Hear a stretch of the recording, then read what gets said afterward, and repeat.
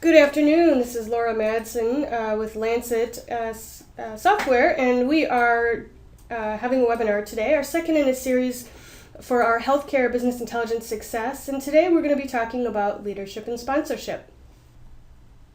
There we go. So the agenda today, as we cover these topics, we're going to talk a little bit about the difference between a leader and a sponsor. And they are very different, actually. They serve distinct purposes for each of your programs. And you really need to have both. So we're going to define each of those roles and some of the key attributes.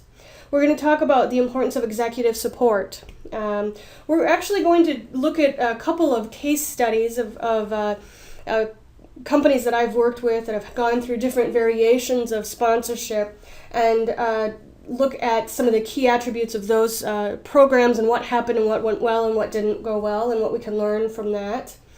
We're going to look at how to have some key discussions with sponsors in particular. There's a couple of different types of sponsors, and we're going to look at how to have some key discussions with those folks. And then we're going to end with looking at some methods of creating supporting infrastructure and processes, which is sort of a long way of saying it's really important that you just don't have a sponsor and a leader, but you have ways, predetermined, very well documented ways to keep those leaders and sponsors in the loop on your program and the work that you're doing. So first off, we're going to talk a little bit about what I call the business intelligence ecosystem. And this is important because we all have to recognize that as we release business intelligence features into our organizations, they all are related to one another. Now, as I was preparing for this webinar, I recognize that I don't actually have leaders and sponsors on here, but they do play an important role in our ecosystem. And I think in a lot of ways, they would be the feeders of the ecosystem. So they would be more in the vegetation level, if you will. And if you remember your fourth grade class and you were talking about the ecosystem, the importance about the ecosystem, both our own as well as business intelligence, is the equilibrium. It's really important for all of us to sort of stay in lockstep with each other. And in this context, of course, with our customers, with our executives, keeping our metadata tied up with our architecture, etc., etc.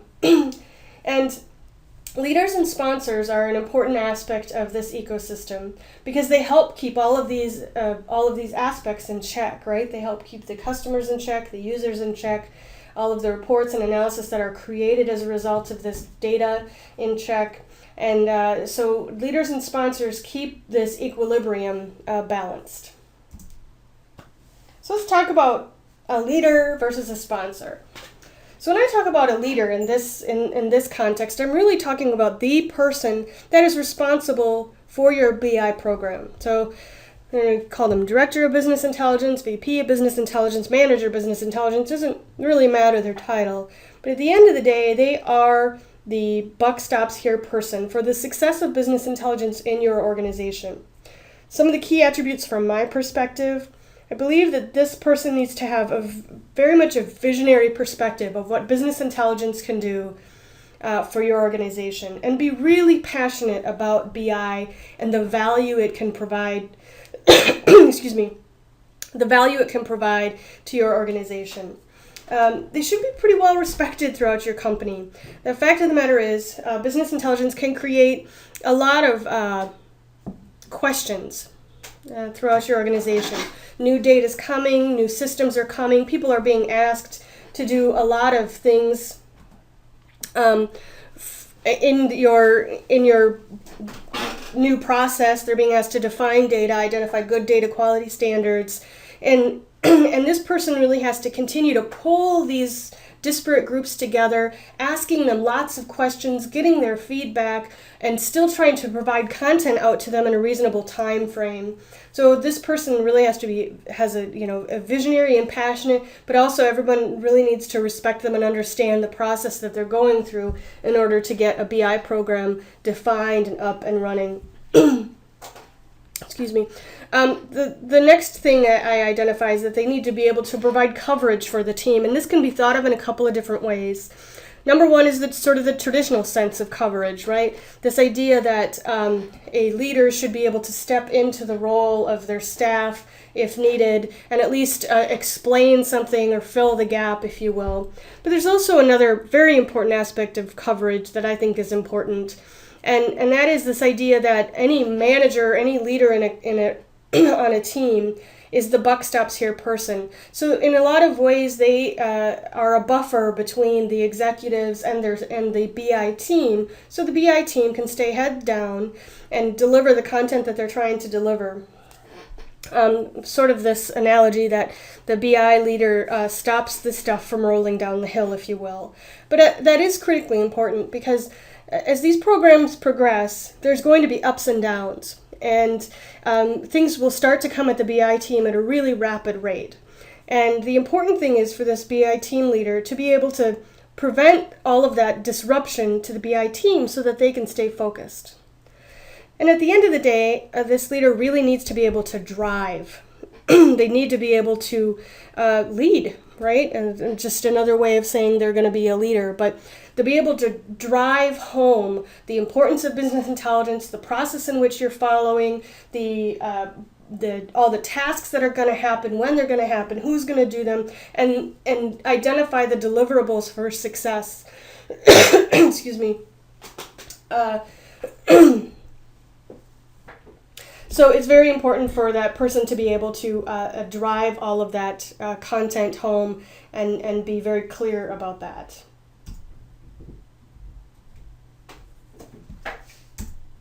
Sorry, it doesn't want to seem to advance my slide. Thank you. I have a little helper in the room here. So how do you find a leader? This is really tough, and I get asked this question an awful lot by my clients.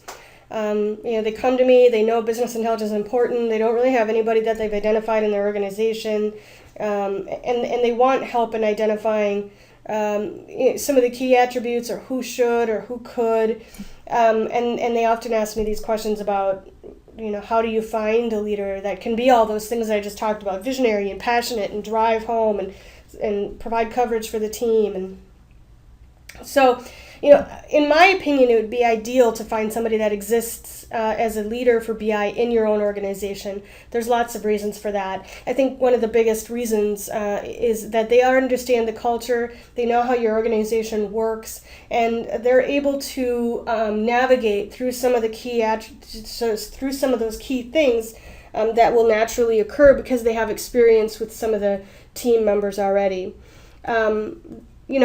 I guess probably at least half the time, finding a leader that's a sort of a natural leader for BI is not going to happen within your organization, because if it could, it probably would have already happened. So what you want to look for, again, is all those key attributes, and we're actually going to look at a job description in a little bit here. When we talk about this idea of either having experience in business intelligence or having experience in healthcare, this is a webinar on healthcare business intelligence success after all. We go back and forth on this one an awful lot. I do feel pretty strongly that a business intelligence leader should have some pretty deep experience in business intelligence. These concepts that go along with business intelligence. It's an industry in and of itself outside of the healthcare industry. So this idea that they should have pretty strong knowledge of data warehousing and what is involved in data warehousing and all the key attributes of data architecture and ETL. They don't have to be an architect or an ETL developer, but they certainly have to understand best practices associated with those and the process in which those things have to occur. They should also certainly understand things of like metadata and the importance of data structures and data governance and all of that. Now, when we start to look at the data, there comes the question of, do they need healthcare experience? And I think this is a tougher one to answer. Every organization feels differently about this. Some feel very strongly that they don't want to teach healthcare. As we all know, healthcare is a very different industry in the types of things that we just approach things differently. It's not just a finance thing, it's not just an operational thing, but there's that new aspect of clinical that can often throw people off from other industries. So I think whether or not they should have healthcare experience has more to do with your organization and how the appetite your organization has for letting people learn on the job, so to speak, at least from the healthcare perspective. But if you're going to hire a BI leader, I feel pretty strongly that you need to hire somebody that has a fair amount of knowledge in business intelligence and data warehousing in and of itself. So here's a sample job description, and if you have read my book or have it sitting there and haven't read it yet, would be my hope maybe.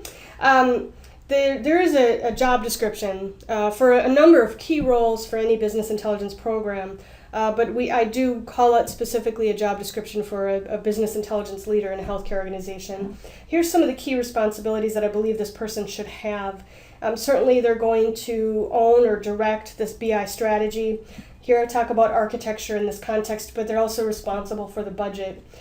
They should help facilitate the prioritization of projects and requirements among competing business interests.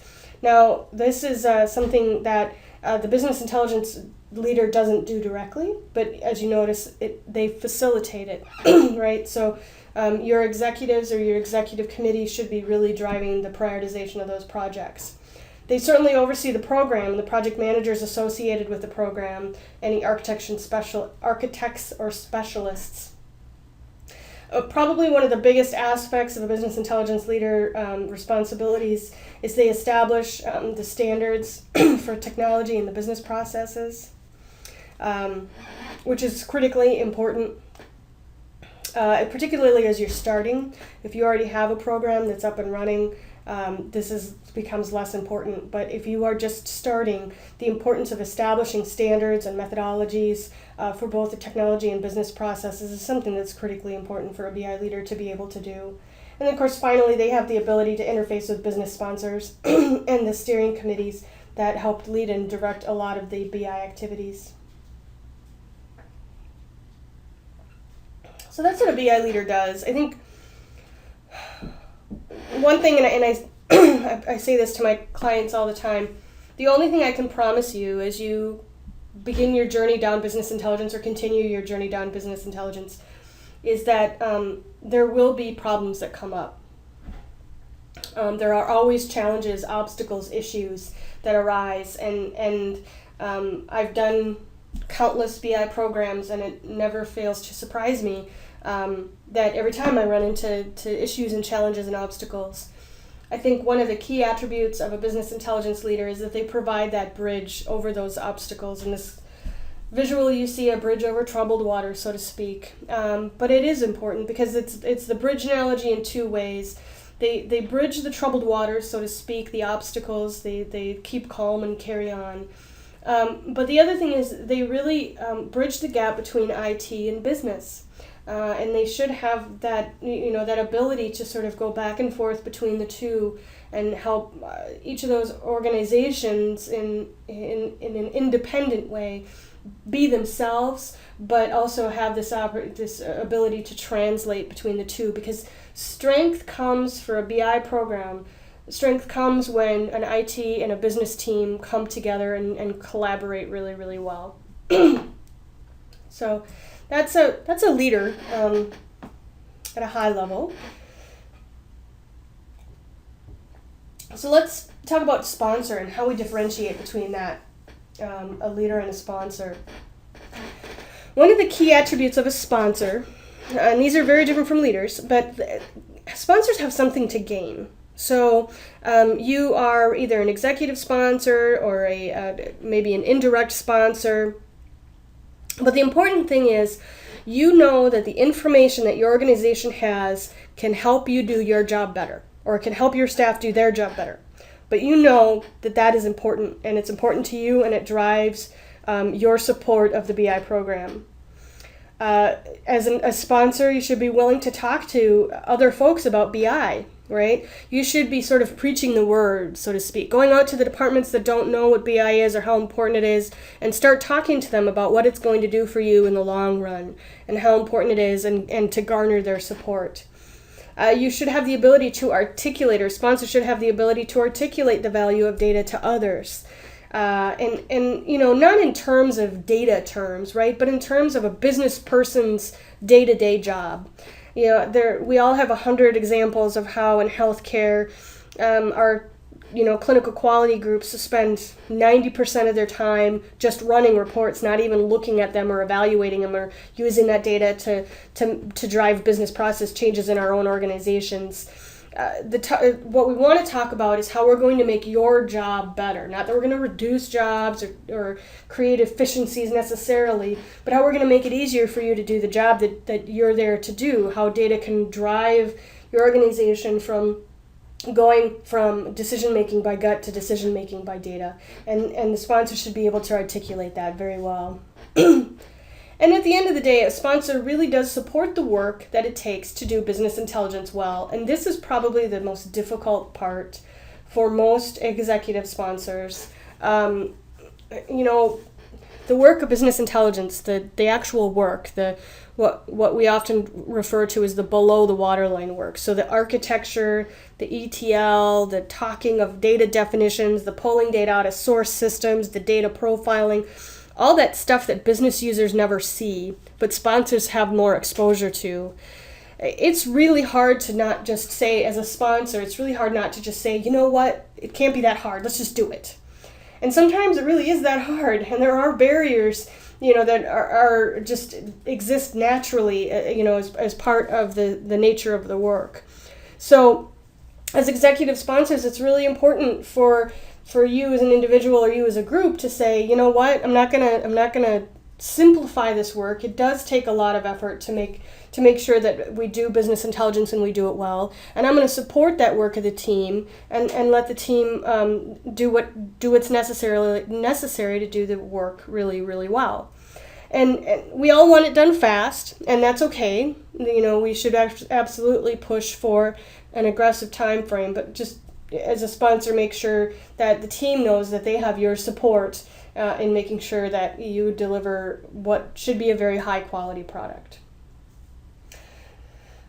So if you're a BI leader and you're looking for a sponsor, you may be wondering why. And I've heard a lot of other consultants or other pundits sort of say, you don't need a sponsor.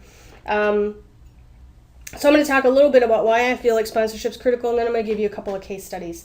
So first things first, as a BI leader, you may not be in a position in your organization to be invited to the executive table. Odds are you won't be. You're probably a director, maybe a manager.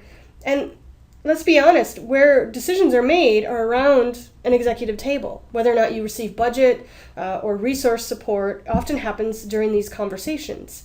And if you don't have a very good, strong executive support system, you could be at risk of losing your budget. Or if you're looking for one, if you don't have somebody at this table, you're not going to get support, whether that be budget or otherwise. So it is very important. You need a budget to do this stuff, right? So you have to have a highly engaged sponsor, and you need to educate them and have them as an advocate in your boardroom. Bring them with you.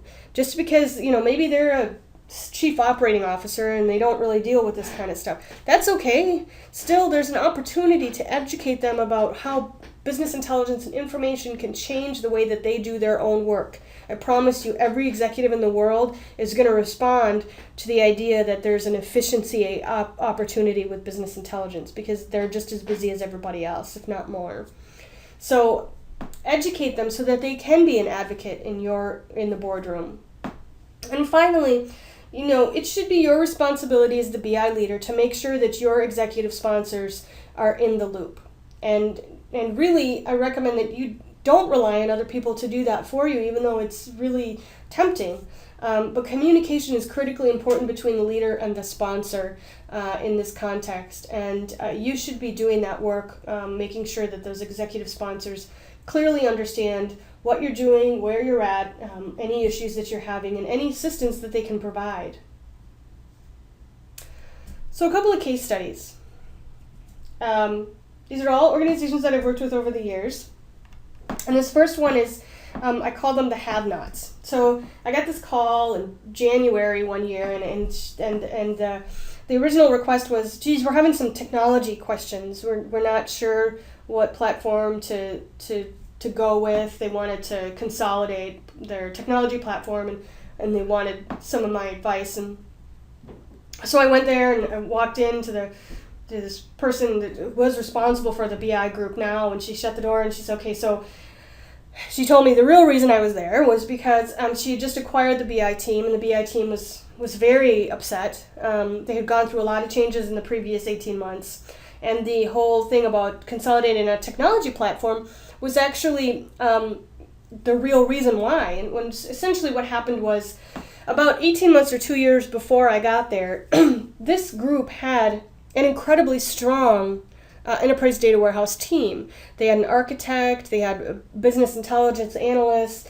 they were pumping out reports. It was so fluid and so good and so ingrained in the organization's sort of day-to-day life that nobody really recognized what they did and how they did it. And more importantly to this scenario anyways, they didn't have sponsors. They didn't have formal sponsors. There wasn't anybody from an executive perspective that signed on to support them for budget and all those kinds of things. So at the end of the year, 1 year, they decided, the executives had decided that it was important for them to purchase a new ERP system, which happens all the time, right?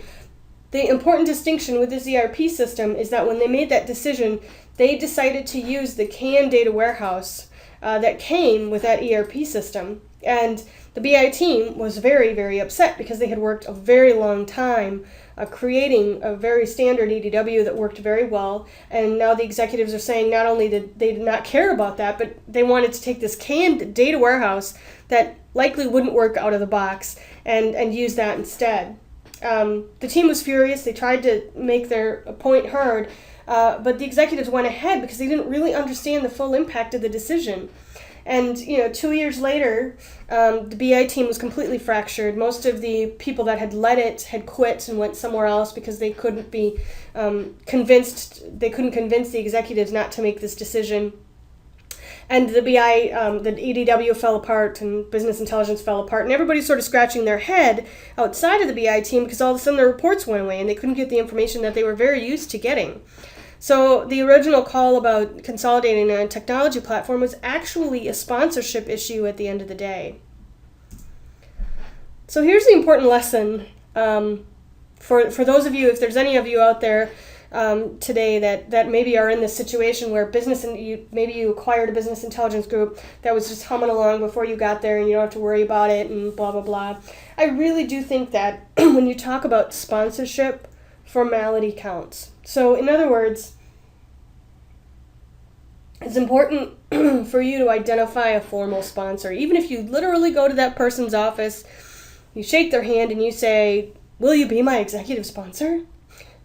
And I know it sounds kind of trite, but as you've seen, as that particular case study demonstrates, you can be doing a rock star job, but if there's no transparency, if people don't really recognize what it takes to do all of that stuff, and in particular an executive sponsor that's sitting around that boardroom table, you're really at risk. That's pretty a risky proposition for you to be running. So formality counts in this context. So if you don't have a sponsor, whether you're starting or you've been up and running and you just don't have a sponsorship, I get a lot of the questions of how do I find a sponsor? Are they just sitting around looking for work? Of course they're not. But as you're looking, there are 3 roles that I think I really talk about in the context of sponsorship. The first one is the traditional role. It's your executive sponsor. You need a minimum of 1. You need at least 1 executive sponsor. So that's the traditional CXO, information officer, operating officer, financial officer, maybe even your CEO, which would be wonderful. Then you have the influencer. And these are people throughout your organization that are really well known and pretty well respected and maybe doing a little ladder climbing. But at the end of the day, they're a person that if you glom onto, they could be your next executive sponsor, if you will. And we'll talk about that in a second. And then finally, this grassroots idea. And the grassroots sponsors are exactly like they sound. They're people that do the work in and out every day. But they're really important because they create a lot of bottom-up support for your organization. So first of all, we talk about this traditional idea of a sponsor, and it has to be that executive sponsor, somebody that can be your advocate in the boardroom, has that access to that level of the company. And obviously the advantage to talking to this person is that you could and should get support pretty quickly if you position your conversation the right way. Traditionally, they are harder to get access to because they're busy and they're executives. And one of the challenges is if you don't know them that well, it may be difficult to frame the conversation. You just walk up to somebody that's very busy and say, "Hey, would you be my sponsor?" You can't really do that in most organizations. So you need to be prepared and have some formality to the exercise and get on their calendar and start talking to them about how it can help and from an executive's perspective, what they really want to know is the benefits and the costs, right? So you should have some of those key points ready to go. The influencer, again, they may not have the right title, but they're really well respected in the company. They're usually really well known. They're working their way up, and every company has an influencer or two. The good part about this is that the advantage is you could have reasonable access to this person. You may even know them well enough to have a pretty easy conversation with them about the benefits and the costs and that kind of a thing, because they're going to care about the same things that the executives will care about. The fact of the matter is, because they don't have a seat at the executive table, sponsorship will take longer, but they may be a good avenue for you to an executive sponsor. And the idea of maybe having an executive sponsor that goes away, this person could be your executive sponsor in waiting. And then finally, sorry, I didn't realize I didn't change the title of this, but finally this grassroots idea of sponsorship. And I find this really effective and quite powerful in an organization that's just starting business intelligence. But this idea that you talk to anybody that you can about how important business intelligence is. And these folks at this grassroots level are going to care less about the literal cost associated with doing this, but they're sure as heck going to care about how it's going to impact them. And so this is really, you can sort of add a lot of fuel to your fire, so to speak, from a BI program perspective. And years ago when I was a director of BI, I spent a lot of time having these grassroots conversations with people because I recognized that once I was gone, everybody has a plan, right? Once I wasn't there anymore, the importance of the business intelligence program would probably stay longer from an organizational memory perspective if lots and lots and lots and lots and lots of people wanted it, knew what it was going to do to support them, and had a say in that. So the grassroots effort, although not always thought of from a sponsorship perspective, is a powerful, powerful avenue to sponsorship. So how do you do this? How do you get sponsors, regardless to how they are, where they're at in the organization, whether they be executives or influencers? Like I said, it's really a good idea to be always prepared. Have a little elevator pitch ready to go. I want to talk to you about the benefit of business intelligence to our company. It's going to help us be more competitive, meet regulatory compliance. Write this up and memorize it. I know that sounds crazy, but you never know when you're going to have an opportunity to have a conversation with somebody in an elevator or in a hallway, excuse me, or even potentially at a company event to help garner that sponsorship. And again, that a little bit of I've been thinking about something and I hope you can help me with this. So it's not, you don't dive right into the idea of here's what business intelligence is and here's how it can help, but you're actually sort of eliciting their help, like, geez, I'm really not, as savvy in the organization as you are. Can you help me? And then you go into the business intelligence is, or I think it can help us with, and then you ask again, and you always ask a sort of an open question that calls for an action item. How do you think we can get started? You get their interest and then you ask for their help. So those are some different ways of getting to those key discussion points. So another case study, and actually this case study is a mix of a number of different companies that I've seen over the years, and the interesting thing is about this one is that this has happened more than once. And each of these companies that I've experienced this with have experienced it in different ways, but essentially the topic is the same, right? They were heads down, trying to deliver, and they looked up and their sponsor had left. Executives leave companies. And, in the beginning, a lot of them don't really think too much about it. They're too busy, they have their directive, but then after a couple of budget cycles, all of a sudden, they didn't have an executive sponsor, nobody was at the table saying, yes, they still need support and budget. And then after a couple of budget cycles, they all of a sudden found themselves, either updating their resume or in a brand new department in the organization. So this happens, like I said, this is a couple of different companies that I've experienced this with. And so there's a couple things that you can really do that are very tangible, actionable items. One thing is do an assessment of the landscape.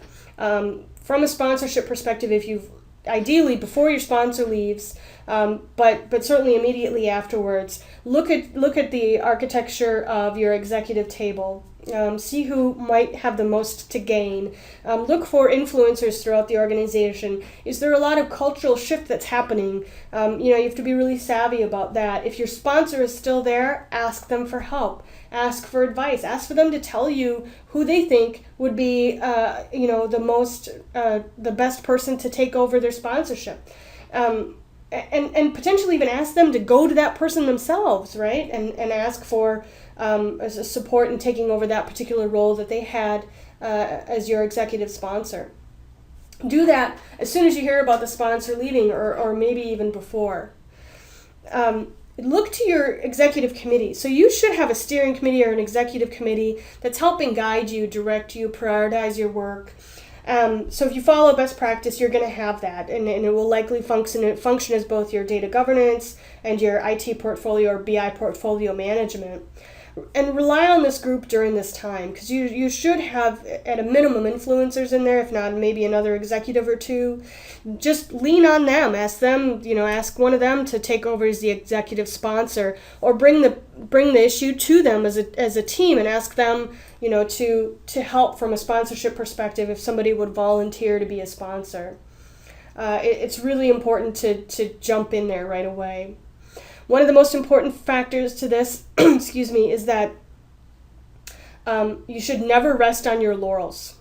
Even though you're out there and you're doing great work and dashboards are getting out all the time and new content and people are analyzing their data until their heart's content, you should be advertising the work that it takes to do that. You should be advertising what your team is doing all the time and what they're going to do next. And make sure that your sponsor is getting a lot of positive feedback about their support for the business intelligence program. You should never stop advertising or marketing your business intelligence effort. And that's very important because it will be a heck of a lot easier to find another sponsor if people are aware of the activities that you're doing. So this idea of marketing or advertising has just as much to do with sponsorship as just getting, support and understanding. And finally, the last case study is this commitment. And this is the best case scenario, right? There's this organization through a number of scenarios have always had a very strong sponsor. I was a senior vice president of the organization, and in the beginning he didn't really get it. But at the end of the day, he recognized that business intelligence was their way to mitigate a lot of risk associated with data. And now he recognizes it as a strategic differentiator. And so they've had a lot of changes throughout this company's history, with executives leaving in and out, a lot of cultural changes that have occurred, going from a mid-sized company to a very large company. And throughout it all, he was always there standing toe-to-toe at the executive table, making sure that business intelligence continued to have the support that it needed. And that absolutely is the best case scenario. But just know that even if you haven't a sponsor today, you can end up in the lost it category pretty fast. A senior vice president is looking for that chief X officer position somewhere. And if it doesn't happen in the company you're in, he's probably going to go, or she's probably going to go somewhere else. So you should always have somebody else in mind. Ideally, you have more than one executive sponsor. Maybe your entire steering committee is made up of them. Or you have an influencer that's in the wings waiting, and you have a lot of grassroots support. And actually, if you have all of this, that may be where your BI leader is. You just haven't found them yet, haven't noticed them yet. but it's very important at the end of the day from a sponsorship and a leadership perspective to spend time educating and informing them of the process. So this is just the beginning of a very long journey, right? Sponsorship and leadership are an important part of your business intelligence journey.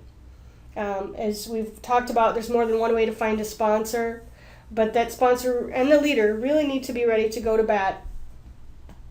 And the important thing is they have to value what it brings to the organization and to themselves so that they can continue to sponsor your program. All right. Looks like we have a couple of questions here. If you have any questions, I didn't mention this at the top of the webinar, but on your right-hand side there, you should have a little panel for the webinar, and you can enter in the chat box any questions that you may have. A couple of folks figured that out. So, first one, is it more important to have a leader or a sponsor first? That's a very good question.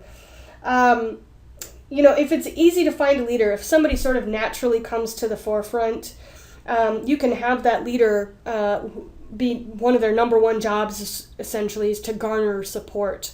Odds are your support is probably going to happen, or your sponsorship is probably going to happen first, because you're going to need a little bit of a budget to find a leader. You need money to hire somebody, obviously.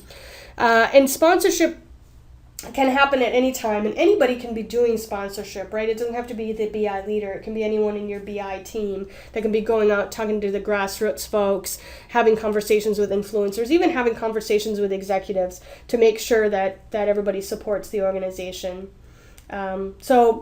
Ideally, probably sponsorship, and to try to build that out, because there's more to sponsorship. There's lots of sponsors and there's only one leader, but if you happen to have a little bit of sponsorship to support to hire a leader, then make that leader responsible for getting the sponsorship that you need.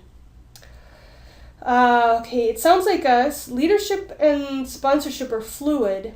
Anything specific we can do to ensure continued support? I think, to the point here, just towards the end of the webinar that I made, I do think that one of the important things is that you're always talking about business intelligence and what it's doing for your company. And it gets a little boring, and you're always saying the same things to a bunch of different people, and nobody really likes to market stuff, right? But except for marketers.